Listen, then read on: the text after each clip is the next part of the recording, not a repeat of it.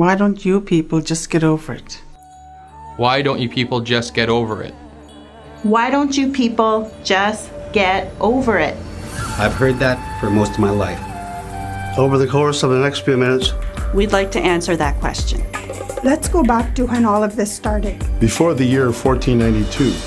Before Columbus sailed the ocean blue, there were complex systems of government, trade, agriculture, and spirituality. On both sides of the ocean. On both sides of the ocean. On the side that we refer to as Turtle Island, what is more commonly referred to as North America. It is estimated that we were as many as 20 million indigenous peoples. The Europeans knew nothing about us. And we knew nothing about them. Then Christopher Columbus got lost. And so it began. And in this new beginning, things weren't so bad. We learned from each other and traded goods that we both needed. We taught Europeans how to survive in the New World. We were guides. We shared our foods. Corn, squash, beans, potatoes. We shared our medicines. We shared the land. We signed peace and friendship treaties. That were about, well, peace and friendship. We fought wars together as allies. Some of us fought with the French. Some of us fought with the British. And after the British were victorious on the plans of Abraham, things began to change. They wanted to segregate us from the thousands upon thousands of immigrants who were coming to the new colonies.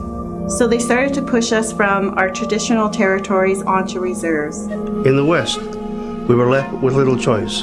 The Hudson Bay Company killed all the buffalo. We were starved onto the reserve.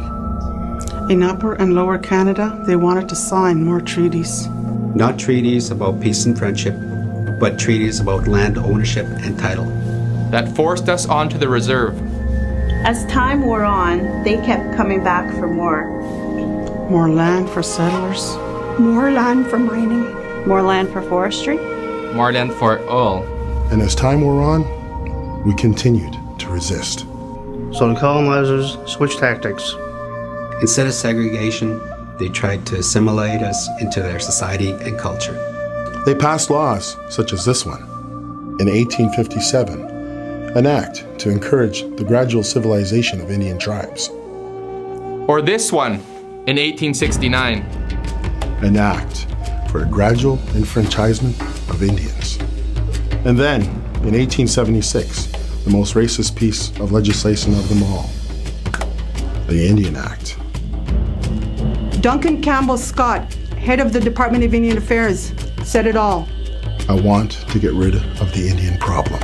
These laws had a tremendous impact on our people. If an Aboriginal woman married a non-Aboriginal man, she lost her identity. If we went to universities, we lost our identities. If we served in the armed forces, we lost our identity. We weren't allowed to perform our ceremonies like the potlatch, which was our way of sharing our things equally. And then they did the unthinkable. They took away our children. They took away our children. The residential school system was an attempted act of genocide against my people. And still, we resisted. We fought back. And we're still here. Remember when I said they starved us onto reserves? Today, they're trying to starve us off the reserves. They're trying to make life in our communities unbearable. In every measure, Aboriginal peoples fare much worse than other Canadians. We have a shorter life expectancy. We have higher levels of poverty. 1 in 4 Aboriginal children live in poverty. We have higher rates of suicide. We are 4 times more likely to contract tuberculosis. Our diabetes rates are 3 times higher than the national average. 42% of our children lack basic dental care. 116 First Nations communities are currently under boil water advisories. We represent only 2.7% of the adult population in Canada. But 18% of the federal prison population.